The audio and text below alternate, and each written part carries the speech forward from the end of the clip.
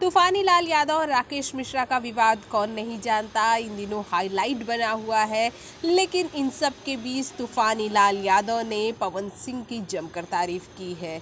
जी हाँ, उन्होंने ये कह दिया है कि पवन सिंह ने जो गा दिया, भोजपुरी का और कोई भी एक्टर सिंगर कोई भी उनके गाने को गाएगा तो नरम ही गाएगा, यानी कि उनकी बराबरी नहीं कर सकता। साथ ही साथ आगे बोलते हुए तूफानी लाल यादव ने ये भी कह दिया कि भोजपुरी इंडस्ट्री में जिस तरह पवन सिंह रहते हैं, ऐसे ही लोग भोजपुरी इंडस्ट्री में कामयाब होते हैं, जो काम सिर्फ काम करते हैं और फालतू बातों पर ध्यान नहीं देते। वैसे तूफानी लाल यादव का कहना है यहाँ पर कि उनकी सेकेंड इनिंग है, ये उनका दूसरा जन्म है।